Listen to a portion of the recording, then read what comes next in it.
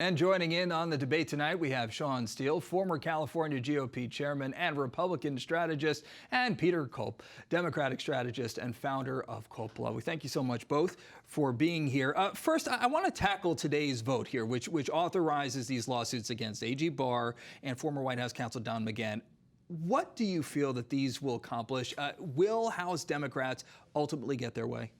I think what they're trying to do is get all the notes behind the Mueller report, whether it's chief of staff and whatnot, and I think they will. That's it? Yeah, you really think that they will? I think they're negotiating right now to get all this background documents. I think we all know at the end of the day, sunlight is the best disinfectant, and if you're hiding something, it makes sense for them to turn it over. All right, so Sean, so the question is, are they hiding something, or and ultimately, what do you think that actually getting their hands on these documents and being able to pursue lawsuits, what will this accomplish? Nothing. 98% of the documents have been released, unparalleled for any special investigation in the history of our country. Complete and total, wide open disclosure, except for secret grand jury testimony that's likely to hurt innocent civilians, and at the same time, it's laws of Congress that prohibited release of grand jury documents for that very purpose, but Democrats don't care. This is Jerry Nadler's last grandstand of grandstanding. He's going to try to pass laws ex post facto, well after the fact, that no court in the land is going to support. This is just more consumption to try to feed into CNN and other left-wing media to try to keep the agenda going, and they're avoiding three big investigations that's now taking place against the Obama administration. The Attorney General, Michael Horowitz, his report is about to come out about FBI misconduct. We got Attorney General John Huber of Utah. He's about to report this summer about some of the transgressions taking place in the Obama administration. And of course, the big one is a grand jury that's wide open in Connecticut with John Durham. These are credible U.S. attorneys, especially John Durham's investigated the CIA, intelligence agencies, and the FBI for 30 years. He is the gold standard, and every Democrat that's connected to the Obama investigation and spying of the Trump administration is going to have to be hiring a lot of really good attorneys because they are facing serious criminal charges. That's Sean, the action. Jerry Nadler's a has-been. Sean, let's get Peter back into the discussion here. Do you think that this is all just a way to divert the narrative, to shift the narrative away from the investigation into the investigators? Is this Jerry Nadler's way of staying out in front of it? Well, I think it's interesting to mention gold standard. We all said that Mueller was gold standard, and Mueller has said specifically in his report that there was substantial evidence.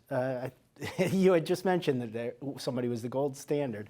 So Mueller was the gold standard at the time, and Mueller has said there's substantial evidence that points to obstruction of justice. So I think that the question now is, you can redact what the gentleman's talking about in terms of personal lives. You can redact that. There's no problem. What are they hiding? What are in the notes that we haven't seen that get to these specific Comey being fired, McGahn being told to do certain things, and then make a record of not doing those things? Very quickly for both of you here, there was a report tonight that, according to House Judiciary Chair Jerry Nadler, that Robert Mueller is going to testify by the end of the summer.